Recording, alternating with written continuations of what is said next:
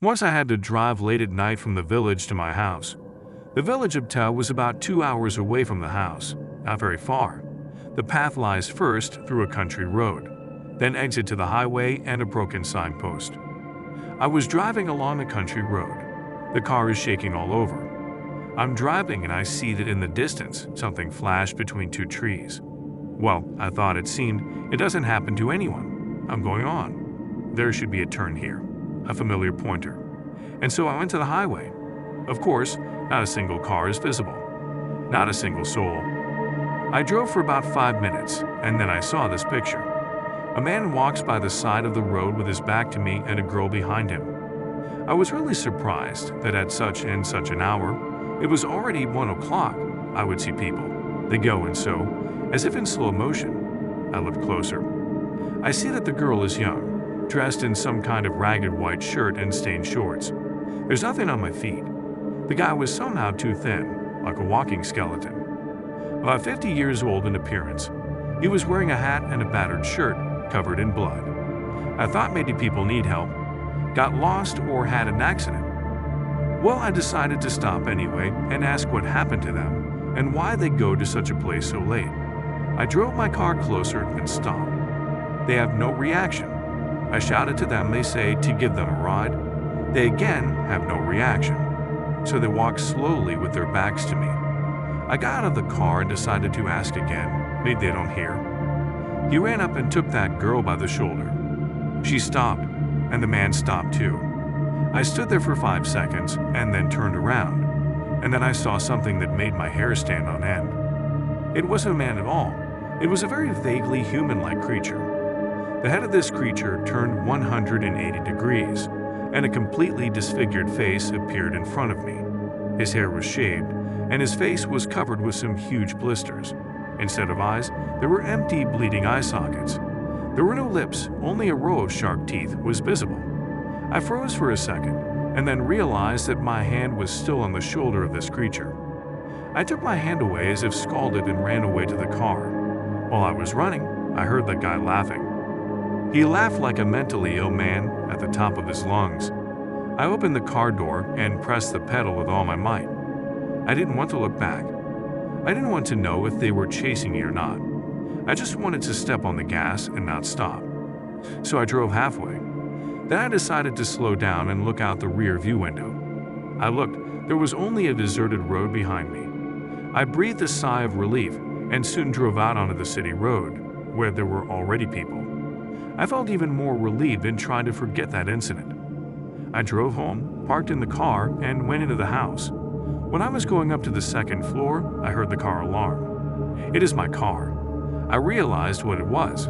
It was them. They finally caught up with me. This story happened to my mother and her friends in her youth. One late evening, when it was already dark outside, my mother and her friends were walking along the road. There was a copse on the left and a forest on the right. There is also a cemetery of unknown people in this forest. Someone thought that unknown soldiers were buried there, and someone said that not soldiers were buried there, but it doesn't matter.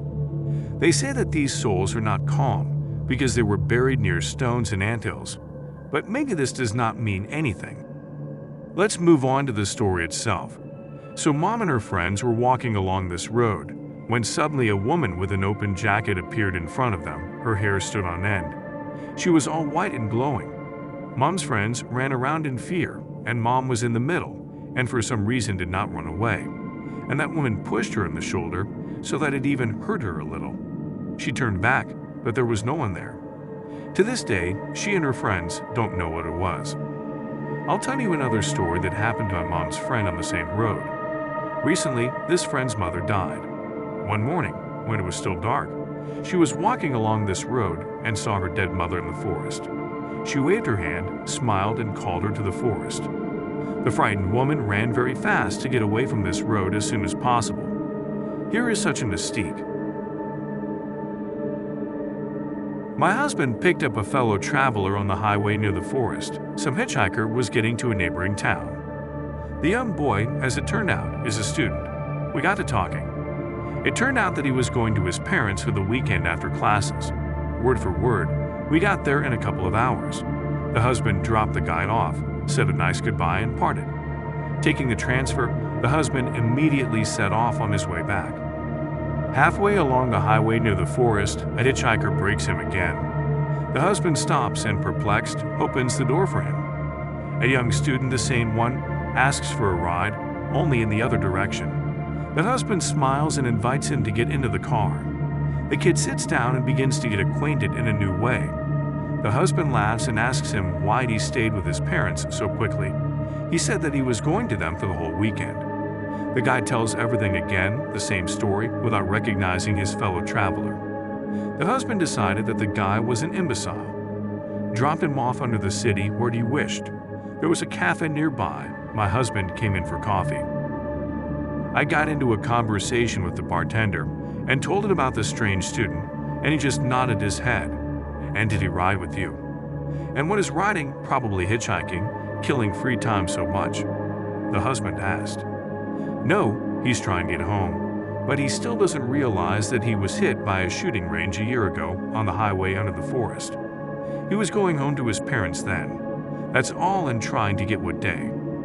My husband was really sick then. Since then, he has not traveled to that area on business trips and never takes fellow travelers. But the most interesting thing is that he does not believe in mysticism anymore. He believes that this is all nonsense, even though he has encountered it more than once.